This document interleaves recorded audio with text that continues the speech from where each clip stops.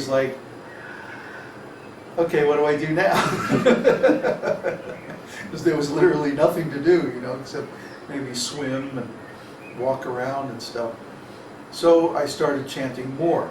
I started chanting about 40 to 48 rounds a day as soon as I was settled, as camp was set up. It took another 2 or 3 weeks to work all the way up to 64 rounds a day, every day in and day out. Rascal mosquitoes. And as I remember, I didn't have any trouble with sore throat or anything like that. I had more trouble with sitting for that length of time because I've never been able to sit for more than about a half an hour in a cross-legged position, any cross-legged position. What to speak of lotus position or something like that. So I gradually trained myself to sit in half lotus, where one foot is up on the opposite knee. And then I would sit for 20 minutes or 30 minutes, and then I would change to the other side, half lotus, and then in that way I would minimize the strain on my knee joints. What are you doing? I'm just opening text, right? What? Texted it so I can note on the questions. Oh, it's a much easier way to do that. You just go to the search thing. There. Yeah, and just type TEX, and it'll come up with text edit and hit return. So when I started chanting 64 rounds, actually it was never difficult. I think because I worked up to it gradually. I didn't chant all 64 rounds all at once. I would chant 16 rounds. I would get up about 3:30 or 4 o'clock in the morning, chant 16 rounds. Then around dawn, around 6 o'clock, I would go for a shower. Then I would come back, chant another 16 rounds, eat breakfast, then take a little walk and chant a few rounds while I was walking. When I came back from my walk, I would finish the rest of the rounds. Then I would cook lunch and eat. Then after lunch, I would take it easy, maybe take a nap or go to my truck and fire up my laptop and do a little writing. Or if I didn't feel it wasn't inspired for writing, I would read. It was just sort of unstructured free time.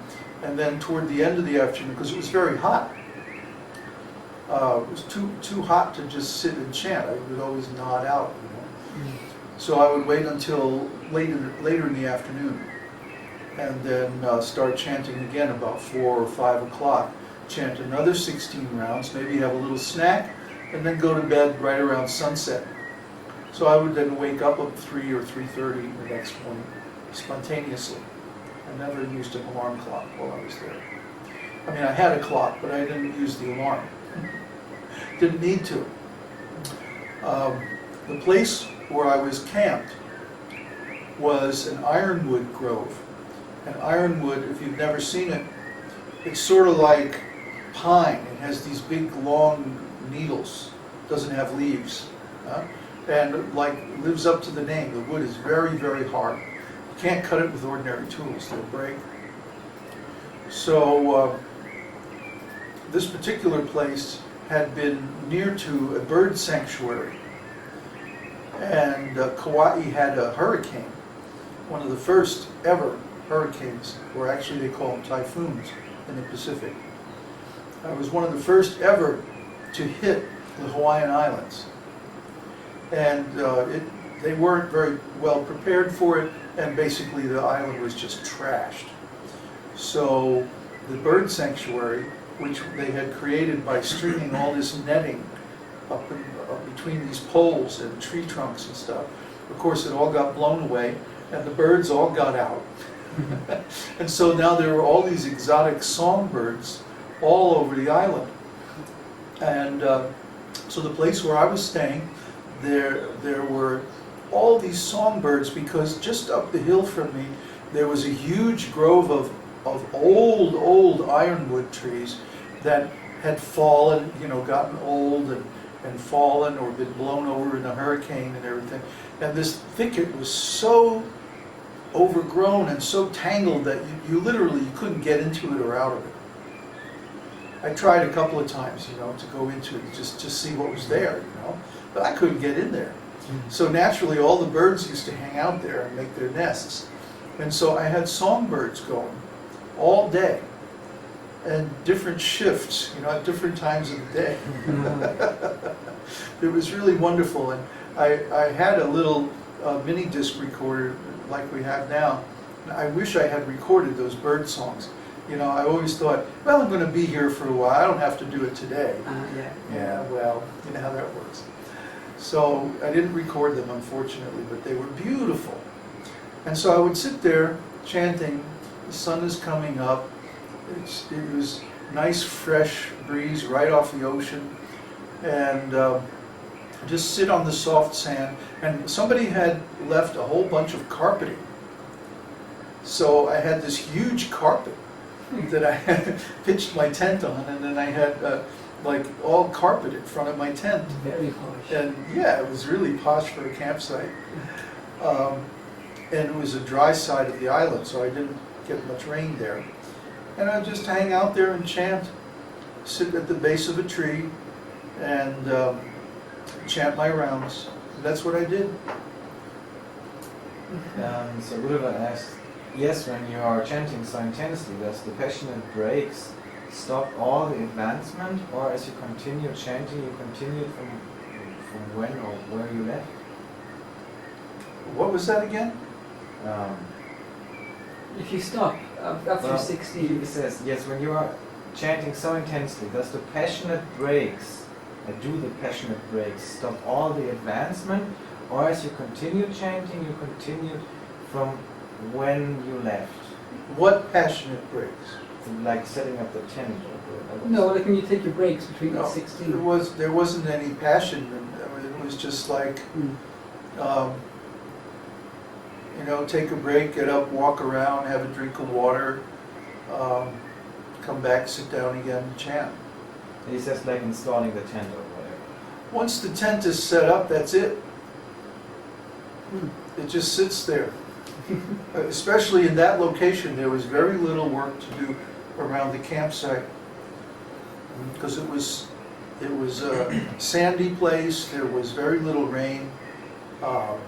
So of course I had a tarp set up as a sunshade and a rain tarp in front of the tent, but I didn't really need it most of the time.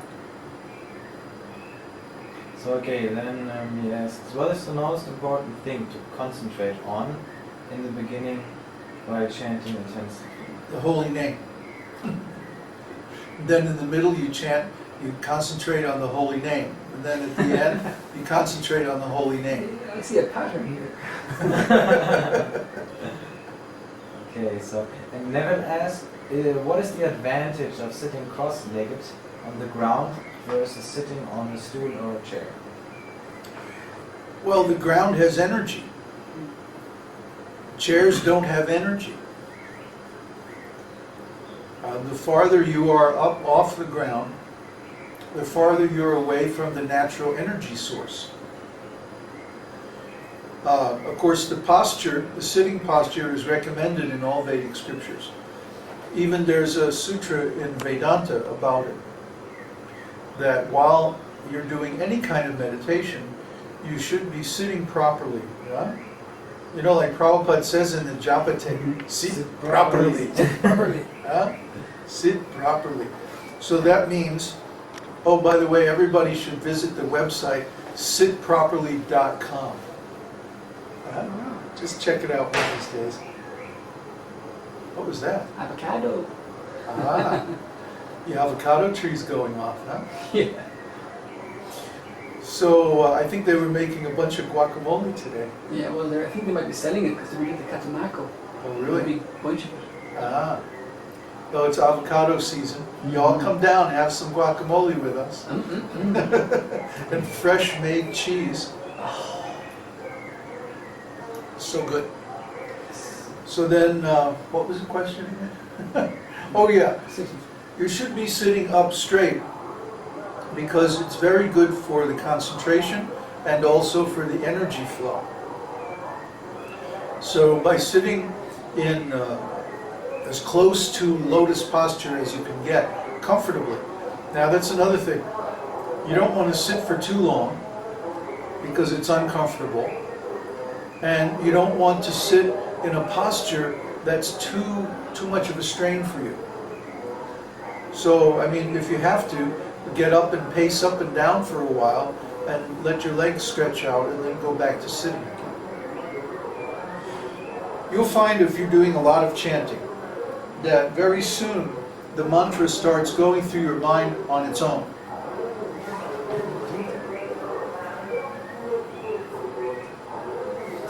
So you don't really need to chant on the beads all the time or chant out